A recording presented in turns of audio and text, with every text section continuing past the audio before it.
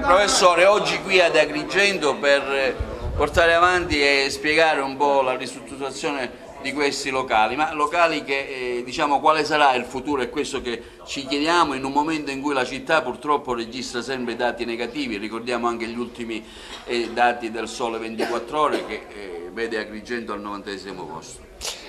Oggi credo che sia una giornata positiva, nel senso che presentare un progetto di ristrutturazione di una struttura importante come quella dell'ospedale in pieno centro storico è sicuramente un momento molto importante. Si inquadra, diciamo, in una logica, in una strategia che deve essere più complessiva e che deve puntare naturalmente al rilancio. Sapete tutti le vicende che ha attraversato negli anni l'università qui ad Agrigento, il consorzio, tutte le difficoltà che ci sono state. E devo dire che insomma registro alcuni segnali positivi. I segnali positivi sono diciamo, il rispetto da un punto di vista finanziario del decreto Baccei, un'intesa che si è raggiunta sulla governance dei consorzi e che a questo punto dovrebbe essere diciamo, tradotta in fatti concreti attraverso la nuova governance. L'ospedale, ci sono diciamo, dei segnali che in una logica di stabilità, io ho sempre parlato in tutti i momenti, in tutte le configurazioni, della necessità di stabilità. In una logica di stabilità da un punto di vista finanziario, della governance, dei locali eccetera, può portare ad una ripresa.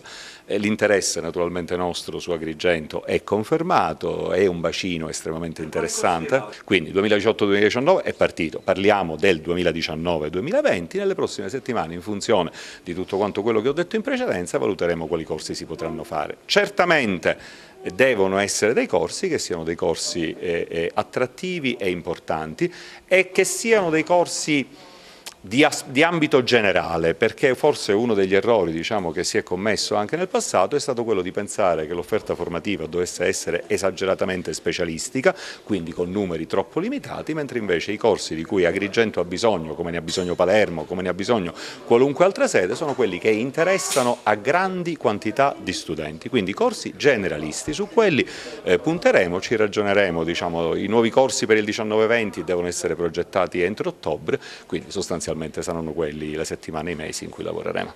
Quanto è importante una struttura di questa recuperarla al territorio? È importante perché il centro storico si fregia di questa importante asset che, dicevo un momento fa, l'apertura della Porta di Ponte, l'inizio della Via Atenea. Per quanti decenni si è parlata di questa sorta di suggestione, recuperiamo il vecchio ospedale per farne, si sono ipotizzate cose diverse. Qualche decennio fa si parlò di università, però sembrava che potesse andare avanti, poi i soldi non bastarono, non erano sufficienti. Oggi questa operazione Girgenti determina tante cose, determina intanto un programma di riqualificazione che, come abbiamo più volte detto, è impegnativo e soprattutto recupera l'ex ospedale, questo bene di grande valore secondo me anche dal punto di vista non solo della rifunzionalizzazione, perché sarà una di quelle cose che animerà il centro storico, ma sarà anche un'operazione buona di recupero. Quindi ringrazio l'Università di Palermo che si è spesa molto in questa operazione.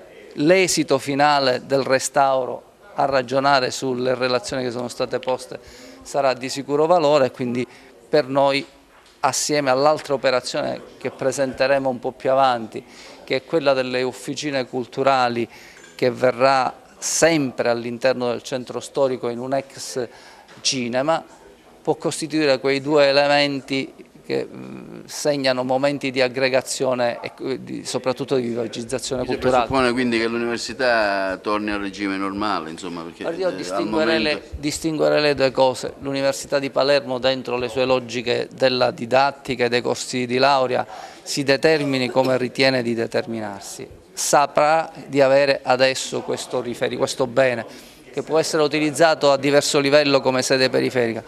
Corsi di laurea decidano se intendano farli, certamente conferenze, certamente uno spazio a servizio della città, certamente c'è uno spazio per poter fare master.